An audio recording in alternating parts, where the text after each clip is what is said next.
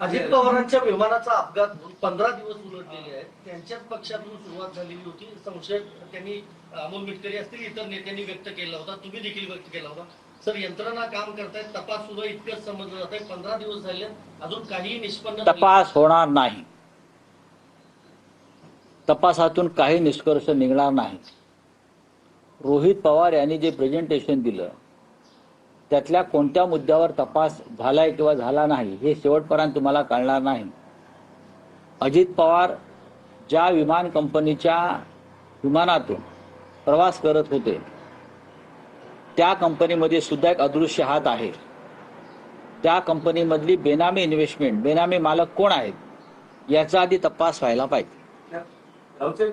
मंत्री नरहरी झिरवळ असं म्हणतात जे मंत्रालयातलं लाचखोरी प्रकार उघडकीस आलं, त्याचे जर दागे जरी आपल्यापर्यंत आले आणि तसे जर सिद्ध झाले तर मी मंत्रिपदाचा राजीनामा. त्यांनी नैतिकतेच्या मुद्द्यावर राजीनामा दिला पाहिजे.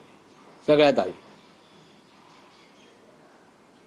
नरहरी झिरवळ काय आहेत हे सगळ्यांना माहिती आहे. त्यांच्या पेठ तालुक्यातल्या लोकांनाही माहिती आहे. मला तोंड उघडायला लावू नका. नरहरी झिरवळ यांचं कार्यालय, मंत्र्यांचं कार्यालय एसीबीने सील केलंय यासारखी लाजिरवाणी गोष्ट नाही. आणि मुख्यमंत्र्यांच्या आदेशाशिवाय अशा प्रकारची कारवाई मंत्रालयात होऊ शकत नाही. याचा अर्थ मुख्यमंत्र्यांच्या कार्यालयाचं त्यांच्या मंत्रालयातल्या लाचखोरीवर लक्ष होतं आणि लाचखोरीचा अतिरेक झाला तेव्हाही कारवाई झाली.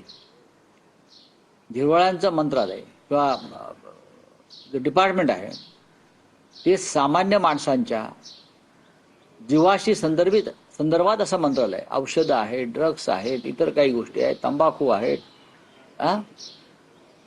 मेडिकल स्टोर्स आहेत, गुटखा आहे.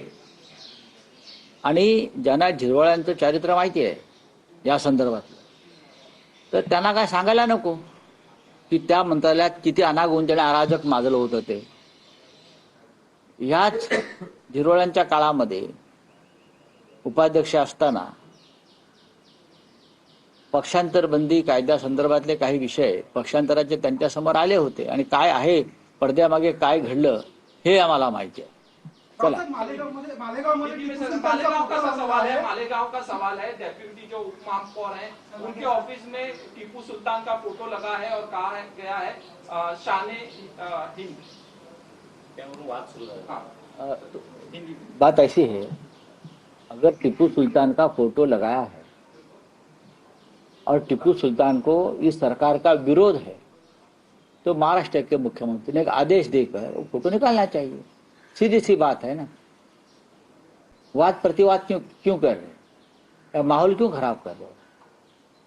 टीपू सुल्तान को राष्ट्रीय पुरुष का दर्जा नहीं मिला है ना, और सरकार नहीं चाहती तो सरकार ने एक आदेश निकाला तो फोटो निकलना चाहिए. सरकारी कार्यालय में कौन से फोटो लगने चाहिए या नहीं लगने चाहिए इस बारे में एक संहिता है, एक प्रोटोकॉल है, उस हिसाब से लगने चाहिए फोटो.